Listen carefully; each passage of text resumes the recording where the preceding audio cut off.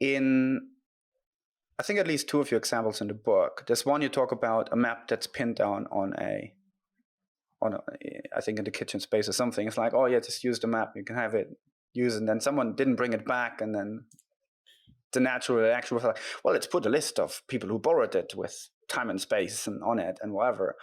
And then your response was like, no, why don't we just adjust our behavior for the same outcome?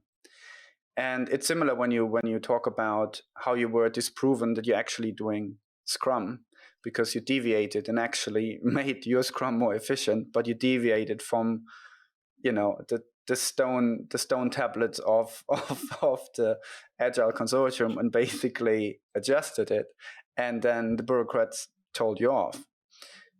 Right. How does behavior play in? Like, where you can say, right, there's certain things you can cover with rules, and others you can actually bring value or be compliant with behavior. How do you stay lean and say, right, we can achieve the same with just being better at focusing and putting some energy into our behavior? We'll still achieve the goal. We don't have to develop rule. How do you just stay away and keep the bureaucracy leaner, so to speak? So I distinguish between two different things here. There are places where you have to have bureaucracy and you can make the bureaucracy leaner. And then there are other places where you don't need the bureaucracy at all. So in the first example, you need the bureaucracy because you have to have formal controls of some sort. So for example, in any environment where you have regulatory oversight and compliance requirements, maybe you have Sarbanes-Oxley compliance and you have HIPAA compliance and things like that, you absolutely have to have bureaucracy, I think. There's no way to be compliant with those things without having formal controls and formal sign-offs, formal rules, formal rigid roles to sign off on things. That's the essence of bureaucracy. You need to establish that you have controls over things, that you're applying those controls, and that somebody can sign off that the controls were applied, essentially. That's what those frameworks are about. So sure, you need bureaucracy there. Another place where you need bureaucracy, I love to give this example because it's so foreign from the way most people think about it, but marketing and branding. So a brand can have a tremendous amount of value, let's say Coca-Cola, McDonald's, Amazon. And in order for your brand to have value, you have to have strict rules around how it's used and how it's expressed. So you say everything we publish has to be in this font, and the logo has to look like this, and it can only be combined with other logos in the following way, and you need to get approval if you want to combine the logo with something else. And this is bureaucracy. It's a perfect example of bureaucracy. And it's very valuable because it makes your brand much more valuable.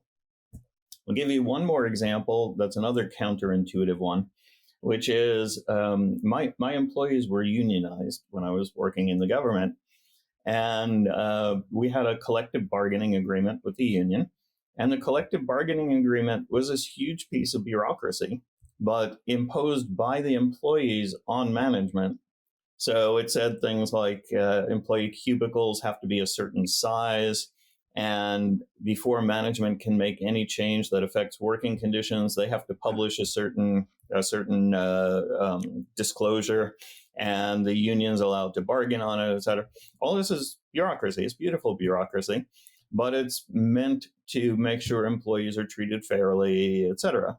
So again, there for a good reason, arguably. So anyway, those are cases where the bureaucracy is essential. However, you can often implement the goals of that piece of bureaucracy in a leaner way. So, just because Sarbanes-Oxley says you have to have controls over your financial performance, it doesn't say that you have to stand on your head 10 times, before you write any financial statement. That would be a waste, standing on your head 10 times. Obviously you can fulfill that in a lean way or a bloated way. And you should always be looking for leaner ways to do those things.